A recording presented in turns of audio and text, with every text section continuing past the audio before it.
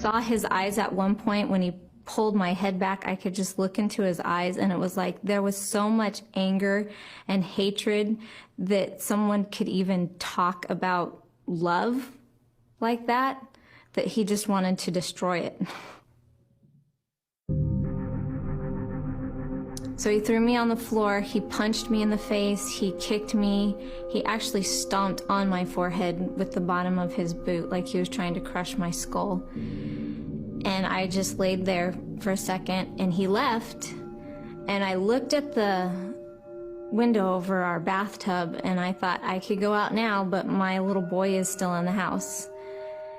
So I got up and I ran to the bedroom door. I had no idea where the guy was. I didn't know if he'd left or where he went. And when I got to the bedroom door, I was trying to unlock it, and he jumped out of the closet again. He punched me in the face again, and at that point, I looked at him and I said, yeah, and God will forgive you for that one too. And he finally just punched me so hard it knocked me down. And he left again, and I went, I can't fight him and get my son and myself out of here alive. And I also thought, I've seen his face and I could identify him, and there's no way he's gonna let me get out of here alive. I figured at that point that he was going to look for the knife again, and that he was just gonna finish the job. And I knew I was just so tired from fighting physically that if I stayed, I wasn't going to be able to help my son at all. And I thought, if I get out, then there's a possibility that I could get help for both of us. And it was a very, very difficult decision to make, one I wish I never would have had to have made. And at that point, I just went, okay, God, you got to take care of my son, because I can't do it. I physically cannot take care of him. I went over and I climbed into the tub. I had opened the window and I pushed the screen door out with everything I had. And I was just exhausted. I was physically exhausted. I had lost quite a bit of blood. I was covered in blood. I felt like a rag doll when I just flopped out of the window.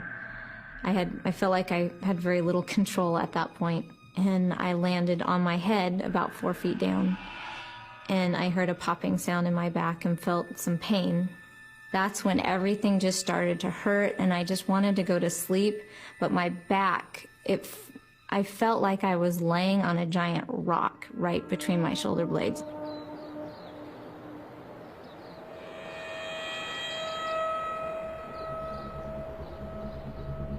And I got to my feet and just got out to the street as fast as I could. And I just remembered taking, first aid CPR classes where they say, don't yell for help, yell fire, because it gets more attention. So I just started running towards the street yelling, fire, fire, fire. And I looked to my left, and there was a car with its headlights on, just parked on the side of the road. And I just kept looking at the person, and then I realized that it was a woman. I ended up crossing the street, and I stood right in front of her car, and I said, please help. And she didn't roll down the windows, she didn't open the door, she didn't do anything, but she did call 911, and when she honked the horn, the 4 people that were in the house that she was parked in front of came out. And I do remember one of the men just looking at me and saying, oh my God. And I said, please help me. This guy broke into my house. He tried to kill me. He raped me, and my baby boy is still in there. The guy had left the house, had run right in front of my son watching TV. And when he left, the door was standing wide open, and my son walked through the house looking for me and found the blood in the closet and all over the bathroom. And he went to the front door then, and he put his tennis shoes on. And the 2 men actually went over, and they found my son stomping in mud puddles in the driveway.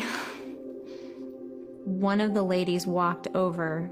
One was taking care of me, and pretty soon one is standing over me, and she has my son, and she goes, is this your little boy? And I was like, yeah.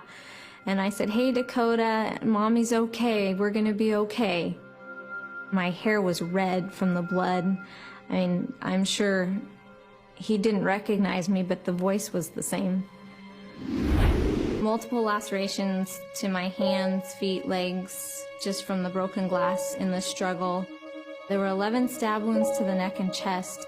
I had a giant footprint, or, well, a large bruise on my back from him stomping on my back. And then when he stomped on my forehead, I had a bruise of the imprint of his boot tread.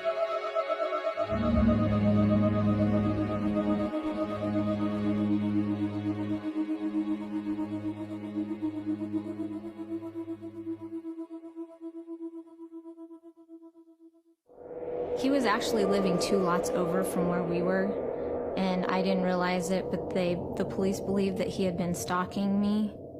I survived because I wouldn't quit fighting. I survived because I wasn't ready to leave my kids, and I survived because God spared my life.